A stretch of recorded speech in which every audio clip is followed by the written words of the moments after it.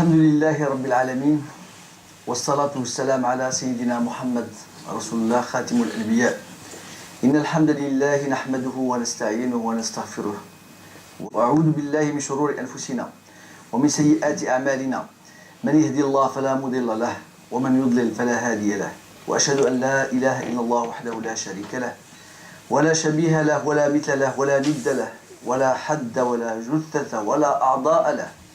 غافر الذنب وقابل التوب شديد العقاب ذو الطول لا إله إلا هو إليه المصير. وأشهد أن سيدنا وحبيبنا محمد رسول الله أرسل رحمة للعالمين هاديا ومبشرا ونذيرا. اللهم صل وسلم على سيدنا محمد وعلى آله الأبرار. Chers frères, chères sœurs, aujourd'hui, je voudrais vous parler d'amour. Un lien avec ce que le frère vient de dire,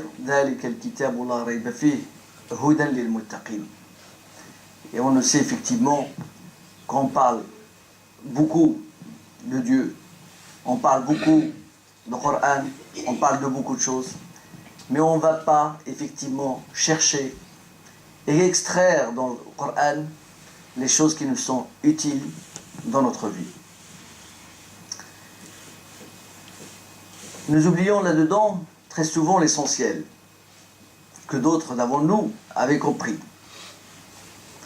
c'est-à-dire l'amour que porte Dieu à ses créatures. Dieu est bon. Sa grâce, son amour le manifeste. Le Coran parle de cette bonté de bien des manières, offrant ainsi plusieurs facettes à une réalité de notre existence. Un éclairage sur Dieu pour ceux qui n'arrivent pas à le sentir et notre vocation sur terre. La bienveillance et la bonté de Dieu manifestées dans tous ses bienfaits. Si Dieu seul est bon et si il est la fontaine de la lumière et de l'amour, cette bonté prend la forme d'une bienveillance envers tous. C'est-à-dire la pluie et le beau temps, le printemps et la récolte, sans considération de personne. Dieu fait lever le soleil sur les méchants et sur les bons.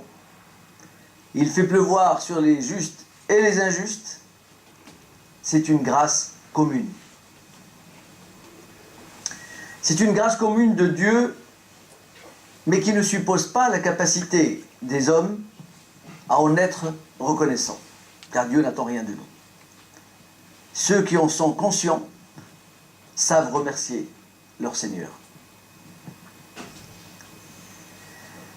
La tradition, malheureusement, et la mauvaise lecture des signes d'Allah dans les versets du Coran nous ont induits dans une voie aux antipodes de ce que Dieu attend de nous.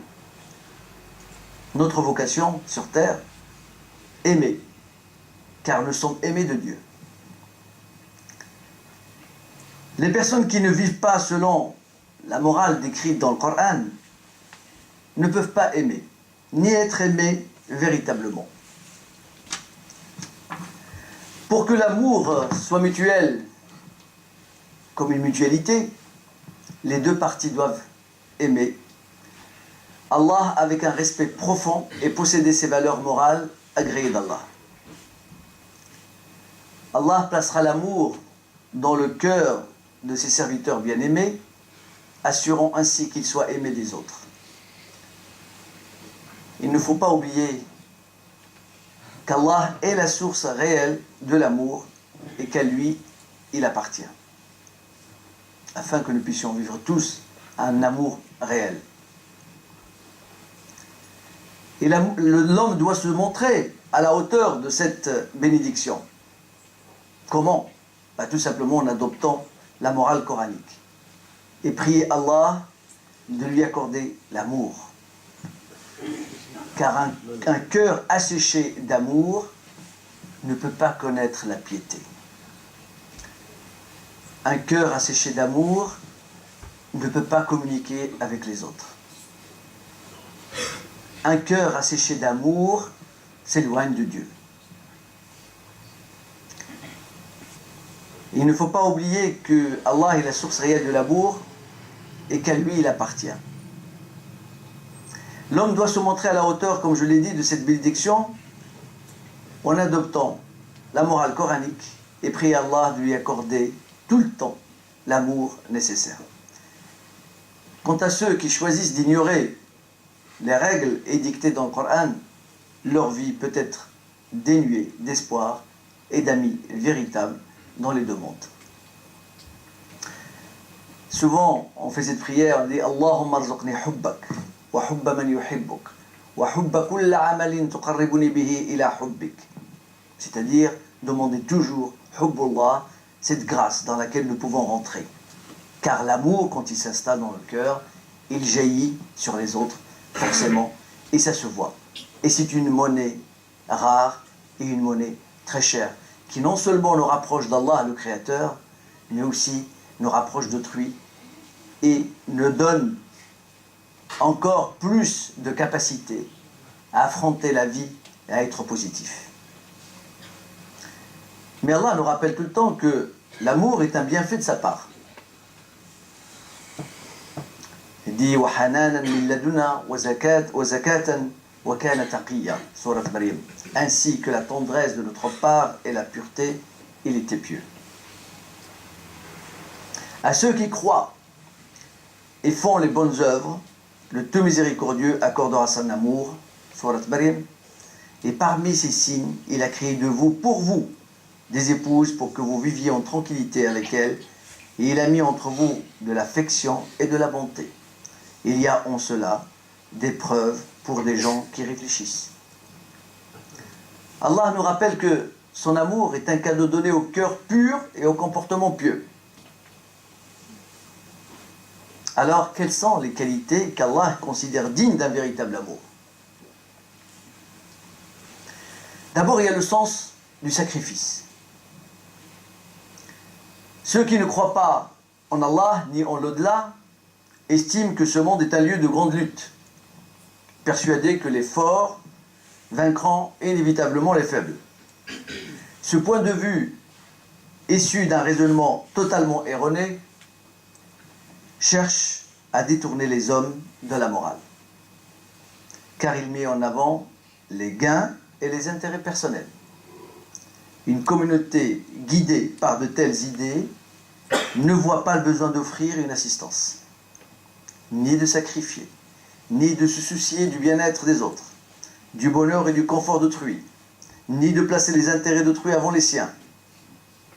Dans cet esprit-là, ces qualités sont ignorées car elles ne bénéficient pas à celui qui les détient, mais forcément à ceux qui en profitent. Ces personnes ne peuvent donc pas connaître l'amour mutuel et réciproque, car il est impossible d'aimer quelqu'un qui privilégie son bien-être avant celui des autres. Et ça, c'est quelque chose que nous pouvons nous interroger tous. Personne n'aime que quand quelqu'un privilégie son intérêt d'abord avant celui des autres. C'est fitra, c'est quelque chose qui nous est insupportable. Car dès que quelqu'un remarque l'égoïsme d'une personne, son amour s'éteint. Se soucier de son confort sans se préoccuper de la situation des autres créatures de Dieu contribuera au flétrissement de l'amour éprouvé. Même dans les couples, cela se voit, même avec ses propres enfants. Ce type de comportement fréquent renvoie forcément une image négative de tel individu et va jusqu'à détester tout ce qu'il représente, y compris leur religion. Ceux qui sont bien loin de la morale coranique ne peuvent même pas concevoir qu'ils ont un devoir d'amour envers les autres. On l'oublie. Un devoir d'amour envers les autres. Quelque chose que Dieu nous impose en permanence.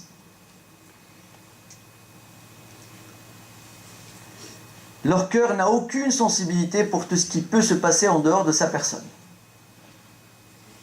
En revanche, quand on les interroge, ces mêmes individus déclarent aimer profondément leur famille, les pauvres, les gens qui souffrent. Leurs émotions vont réagir pour certains mais pas pour d'autres. Un exemple certain, nous allons tous être touchés dans notre âme quand on va voir des morts, parce que dans notre subconscient, ce sont des Arabes, ce sont des musulmans, ils sont touchés. On entendra un bateau couler avec des centaines de personnes, ça ne touchera pas un seul cœur. On entendra et on verra des images de gens touchés, notre cœur ne vibrera pas.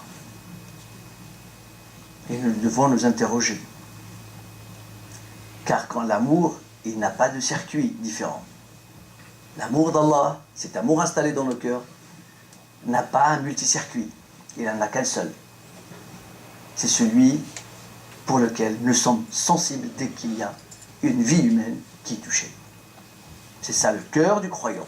C'est ça le cœur dans lequel Dieu a déposé cet amour fort et puissant.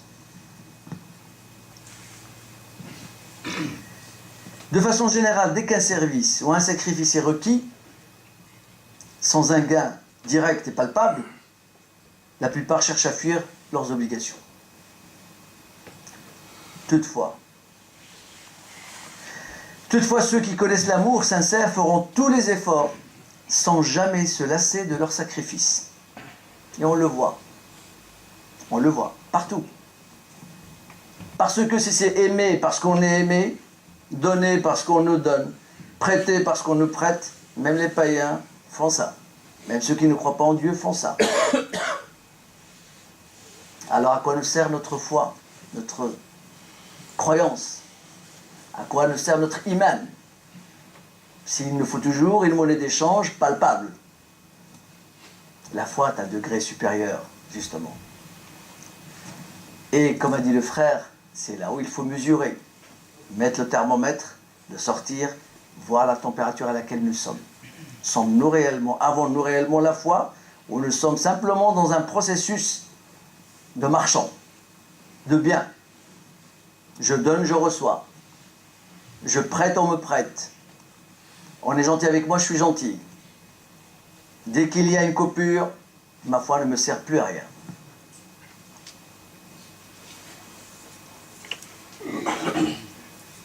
Ils ne voient, ils ne ressentent à travers leurs actions d'amour que l'amour de Dieu, et ils en éprouvent un plaisir incomparable. C'est ceux-là. C'est ceux-là qui ont la vraie foi, le vrai amour d'Allah subhanahu wa ta'ala. Car cet amour leur procure une joie. Il s'installe dans leur subconscient, dans leur cerveau.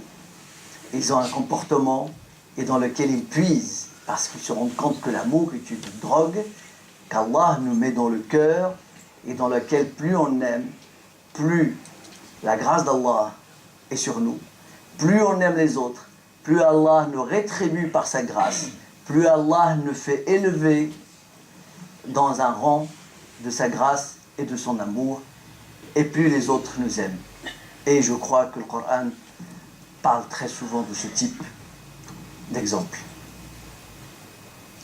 Ces efforts se caractérisent chez le croyant par la volonté délibérée de faire passer les intérêts des autres avant les leurs. Allah cite dans le Coran l'exemple de l'immigration des musulmans de la Mecque vers Médine et souligne l'accueil réservé à ces musulmans une fois à Médine. Tout le monde connaît ces histoires et tout le monde connaît l'histoire à travers le Coran et à travers la hadith. Allah revient sur les belles qualités morales des croyants dans le verset suivant. Ceux qui, avant eux, se sont installés dans le pays et dans la foi, et qui aiment ceux qui émigrent vers eux, et ne ressentent dans leur cœur aucune envie pour ce que ces émigrés ont reçu, et qui les préfèrent à eux-mêmes, même s'il y a pénurie chez eux. Quiconque se prémunit contre sa propre avarice, ceux-là sont ceux qui réussissent. Surat al-Hashr, verset 9. Comme vous le savez, à l'époque, les Mécois immigrèrent afin de pouvoir vivre selon leur religion, en laissant derrière eux tous leurs biens, leur famille, leur maison, leur jardin. Leur sacrifice, au nom d'Allah, démontre leur qualité morale supérieure et indique qu'ils choisissent Allah pour gardien, non pas l'intérêt d'être vu, etc. C'est pourquoi les musulmans médinois les accueillirent de la meilleure façon, avec un amour profond, du respect et de la clémence. Et sans tenir compte de leurs propres intérêts. Ils s'affairaient à répondre aux besoins de leurs frères en matière de nourriture et de mode de vie. Leurs actions, louables bien sûr, étaient basées sur leur amour solide et sincère d'Allah. Par leur excellence morale, ce qu'on appelle ça une excellence morale, ils attirèrent à eux l'affection des autres croyants. Allah mentionne ces croyants dans le Coran en termes élogieux. On l'a lu, on le lit tout le temps. Et depuis 1400 ans, ils laissèrent une impression poignante, indélébile, dans le cœur de chaque croyant. C'est pour ça souvent, même dua, on dit Allahumma allif bayna qulubina, kama allafta bayna al-muhajirin wal-ansar. On le dit, on le répète, on fait ce dua. Allahumma allif bayna qulubina, kama allafta bayna al-muhajirin wal-ansar. Cette amitié, cet amour fraternel, cet amour propre, cet amour clair, cet amour net, cet amour dans lequel on puise la force humaine. Ils offrent la nourriture malgré son amour aux pauvres, à l'orphelin et aux prisonniers. وَيُطْعِمُونَ الطَّعَامَ عَلَى حُبِّهِ مِسْكِينًا وَيَتِيمًا وَيَسِيرًا إِنَّمَا نُطْعِمُكُمْ لِوَجْهِ اللَّهِ لَا نُرِيدُ مِنكُمْ جَزَاءً وَلَا شُكُورًا إِنَّمَا نَخَافُ مِنْ رَبِّنَا يَوْمًا عَبُوسًا قَمْطَرِيرًا. C'est pour la face d'Allah que nous vous nourrissons. Nous ne voulons de vous ni récompense, ni gratitude. Nous redoutons de notre Seigneur un jour terrible et catastrophique. Surat al-Insan, du verset 8 au verset 10. Bien que même étant dans le besoin, ils offraient leur nourriture aux pauvres, ce qui réveillait naturellement des sentiments d'amour et de respect. On le voit, imaginez, c'est-à-dire ce que nous n'acceptons pas pour nous-mêmes. Imaginons, nous sommes 3 dans une pièce, nous n'avons qu'un seul lit, une part de nourriture. Et si on a un parmi ces 3 qui va sauter sur la nourriture et qui va monter pour dormir sur le lit, sans même demander la permission. Et un 3e qui offre cette nourriture et qui dit à l'autre, tu ne veux pas dormir, prends mon lit. Qui a le plus de respect entre ces deux-là? Qui a le plus de respect et d'amour envers cela? C'est une monnaie. L'amour est une monnaie. Comme le reste, la confiance et autres. Mais l'amour, c'est quelque chose dont on parle très peu. Et pourtant Allah nous invite et nous interpelle sur l'amour. Et il nous dit Allah yuhibbul muhsinin, Allah yuhibbul tawabin, Allah yuhibbu hubbullah. C'est-à-dire que cet amour qu'on a d'Allah subhanahu wa ta'ala, grâce à cet amour que nous promouvons chaque matin, chaque soir, à chaque action dans laquelle nous faisons. Nous sommes en train de chercher cette monnaie. Si quelqu'un vous pose des billets de 100 € dans chaque action, vous le ferez. Et bien sachez qu'on peut mesurer exactement ça par ces hasanat et par cet amour. On puisera cet amour en permanence dans chaque action, partout, dans notre vie. Kitab, la rayba fi, hudan lil muttaqin. Kutiba, alayna kullu shay. Tout est écrit. Nous montons dans un bus, nous faisons du commerce avec Allah, hubban lillah, avec un amour. Ça se reflète, ça se voit et se propage. Nous montons dans un train, nous descendons, nous rentrons dans un ascenseur. Nous sommes dans une voiture. L'amour est partout et nous devons le montrer. Car c'est cet amour qu'Allah nous impose dans notre religion. Et c'est cet amour que nous devons montrer aux autres. Et c'est cet amour, pourquoi on le fait? Pas par intérêt aux autres. La nuridu minkum jaza'an wala shukura. Nous le faisons parce que nous savons qu'à chaque fois que nous allons investir un peu d'amour, on réclame le grand amour d'Allah. Alors, comme vous le savez, la religion, c'est ça. La religion, comme le frère l'a bien dit, ne repose pas uniquement sur les rites et la posture. La religion est un investissement profond, personnel, qui demande énormément d'efforts. La religion, c'est l'amour, la clémence, la compassion, la confiance, la paix et la joie. La religion, c'est l'ensemble de tous les sentiments positifs dans notre cerveau et dans nos comportements. C'est ce que le Coran nous dit. Qu'est-ce qui tue l'amour si ce n'est pas l'égoïsme? Quand on médite le Coran, nous voyons qu'Allah a établi un système où l'égoïsme est démoli une fois qu'il est avéré. Qu'est-ce qui tue l'amour? Le fait de ne pas pardonner. Le Coran élimine cela tout de suite au moyen de versets et nous explique. Allah le Tout-Puissant a décrété des précautions nécessaires pour acquérir l'amour indispensable dans notre spiritualité. Une fois que nous méditons le Coran parfaitement, il y a une clarté totale pour l'amour. Mais avec 100% de limpidité, et nous sommes capables de vivre l'amour aussi clairement que le jour. Ce n'est qu'alors que nous pouvons vivre l'amour pleinement. Pourtant, il y a toutes sortes de brouillards, d'obstacles, induits par Satan, pour justement nous perturber dans ce cycle d'amour. Alors les gens s'étouffent à cause du manque d'amour. Certains se posent la question, pourquoi je n'arrive pas à aimer? Ou pourquoi je ne suis pas aimé? Parce que nous nous sommes mis dans une armure d'acier, dans du goudron et dans du soufre. Et comment on peut se rapprocher de l'amour de derrière tout cela? On doit d'abord supprimer justement toute cette armure malsaine. Le Coran dissipe tout ceci en allant puiser justement les versets avec la permission d'Allah, Inch'Allah. Le Coran, Allah nous appelle également à l'indulgence. Soyons indulgents. Si on est insatisfait par les autres,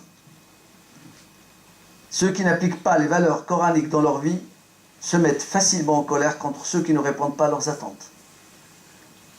Nombreuses sont de longues amitiés qui se désagrègent, et parfois les meilleurs amis deviennent des pires ennemis à cause de questions triviales. Et cela est imputé à l'absence de valeur morale et à l'incapacité à pardonner, à être patient et chaleureux avec les autres. Les croyants, grâce à leur patience et à leur indulgence, ne laissent pas la colère les envahir au point de mettre un terme à une amitié en raison d'erreurs mineures. Au contraire, ils donneront à leurs amis une autre chance, leur rappelant la vérité et les aidant à modifier leur comportement. Au lieu de soumettre leurs amis à la colère et à l'inimité en public, ils tenteront de réparer leurs fautes et leurs méfaits en s'appuyant sur des exemples tirés du Coran, dans le cadre d'un amour sincère. Dans le cadre d'un amour sincère, la compréhension et la tolérance permettent de résoudre toutes les situations de façon pacifique. Allah révèle que les croyants doivent se montrer indulgents, inversés, et que les détenteurs de richesses et d'aisance parmi vous ne jurent pas de ne plus faire des dons aux proches, aux pauvres et à ceux qui émigrent dans le sentier d'Allah, qu'ils pardonnent et absolvent. N'aimez-vous pas qu'Allah vous pardonne? Allah est pardonneur et miséricordieux. Surat An-Nur, verset 22. Comme il dit également dans Surat Al-Midah, verset 13, « Tu ne cesseras de découvrir leur trahison, sauf d'un petit nombre d'entre eux. Pardonne-leur donc et oublie, car Allah aime, certes, les bienfaiteurs. » Allah ne stipule pas comment les croyants doivent pardonner. Il ne donne pas de précision. On en déduit que ceux qui nuisent constamment aux croyants doivent être absous, c'est-à-dire qu'ils vont être pardonnés. Les croyants pardonneront volontiers, même s'ils ont subi une lourde perte. En fermant les yeux sur les médisances, les ennuis provoqués par les autres. Ils font preuve d'excellence morale et invitent donc les autres à devenir leurs amis. Lorsque le croyant est pardonné, son amour et sa gratitude pour le pardonneur s'amplifient. Allah révèle dans le Coran qu'il faut être capable de pardonner pour accueillir le véritable amour. وَلَا تَسْتَوِي الْحَسَنَةُ وَلَا السَّيِّئَةُ إِدْفَعْ بِالَّتِي هِيَ أَحْسَنُ فإذا الذي بينك وبينه عداوة كأنه ولي حميم. La bonne action et la mauvaise ne sont pas pareilles. Repousse le mal parce qu'il est meilleur. Et voilà que celui avec qui tu avais une animosité devient tel un ami chaleureux.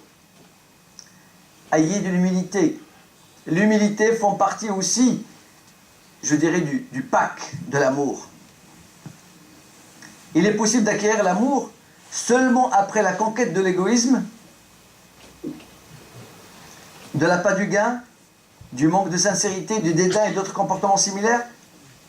La modestie est l'un des aspects importants de l'amour, car ceux qui s'estiment supérieurs se limitent en réalité à une évaluation personnelle. Ils croient alors être les plus intelligents et les plus dignes de respect. En d'autres termes, ils se transforment en petites divinités.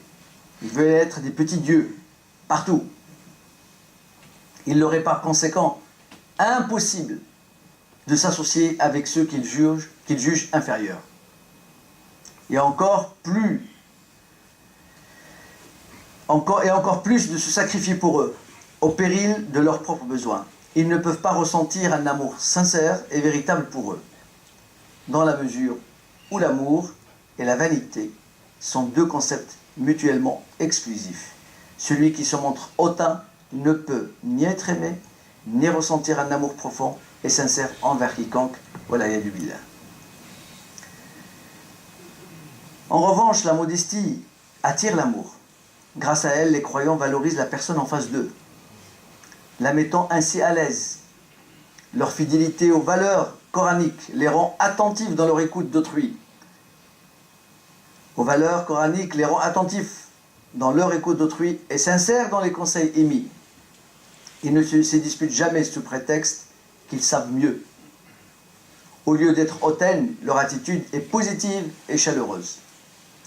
Ils ne chercheront pas la vérité, ni ne repousseront le mal au moyen de la colère. Allah subhanahu wa ta'ala dit وَعِبَادَ الرَّحْمَنِ الَّذِينَ يَمْشُونَ عَلَى الْأَرْضِ هَوْنًا وَإِذَا خَاطَبَهُمُ الْجَاهِلُونَ قَالُوا سَلَامًا. Les serviteurs du tout miséricordieux sont ceux qui marchent humblement sur terre, qui, lorsque les ignorants s'adressent à eux, disent paix. Et dans un autre verset de Surat Al-Hajj, Allah subhanahu wa ta'ala fait ilahukum ilahun wahid falahu aslimu wa bashiril mukhbitin. Votre Allah est certes un Allah unique. Soumettez-vous donc à lui et faites bonne annonce à ceux qui s'humilient. L'honnêteté aussi est un fondamental justement de ce pack amour, de ce pack de croyance et de sincérité. C'est une valeur morale. C'est une valeur morale et l'un des facteurs guidant l'âme vers l'amour. Car l'âme tisse les sentiments d'amour. L'âme tisse les sentiments d'amour pour la personne faisant preuve d'honnêteté et de franchise. Notre prophète sallallahu alayhi wa sallam insistait sur l'importance de l'amour entre les croyants. Il affirmait qu'une base de sincérité et de confiance était nécessaire avant que l'amour puisse se développer et se renforcer. أقول قولي هذا واستغفر الله لي ولكم فاستغفروه إنه كان غفورا رحيما.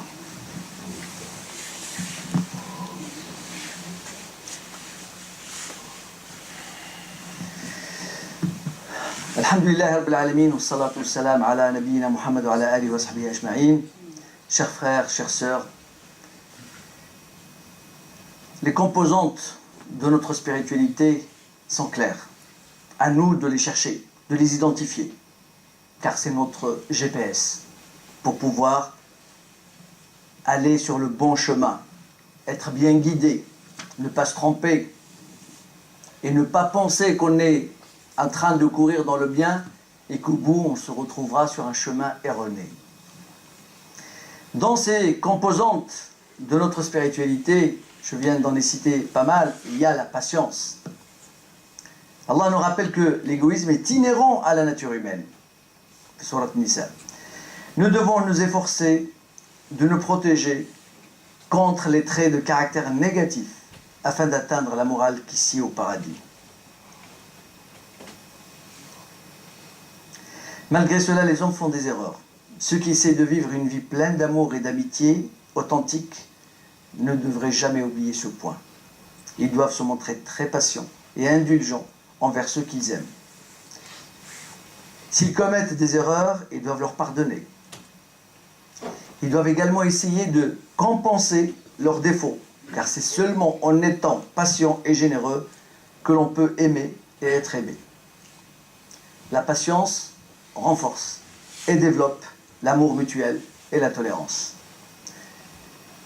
Les croyants se font confiance les uns les autres.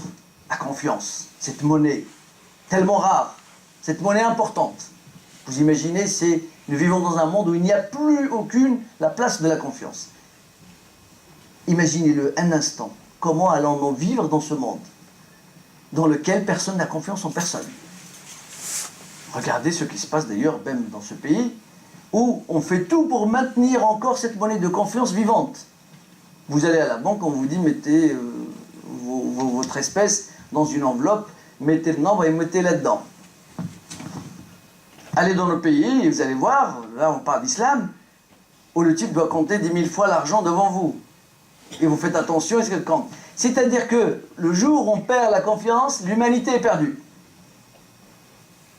Et c'est une monnaie rare et tellement chère que ceux qui contribuent à la perte de la confiance de cette monnaie contribuent à la perte de l'humanité. Ils seront jugés là-dessus. On ne se rend pas compte de ce que c'est la confiance. On ne se rend pas compte quelle est la cherté, la rareté. Et je dirais, elle n'a pas de prix, cette confiance, car elle maintient, elle soude les liens entre les gens. Car c'est grâce à la confiance qu'on peut encore marcher dans la rue côte à côte. C'est grâce à la confiance que nos relations et qu'on peut développer et aller de l'avant. C'est grâce à la confiance qu'on peut fermer les yeux pour dormir. C'est grâce à la confiance qu'on peut manger un pain ou manger dans un restaurant sans se dire est-il poisonné et empoisonné.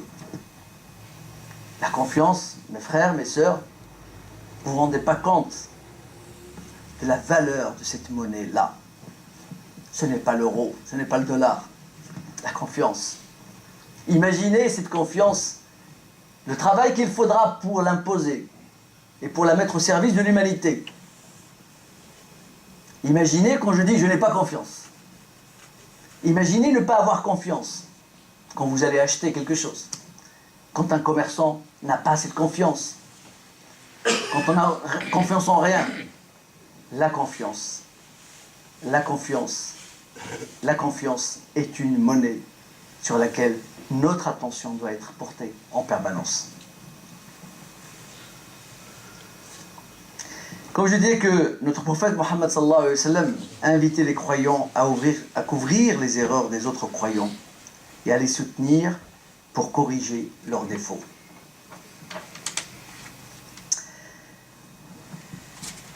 Je dirais que les composantes sont assez nombreuses, bien sûr, qui composent notre religion. Ce n'est pas uniquement notre posture, mais notre religion se voit une fois on quitte cette mosquée. C'est là où notre religion va se voir.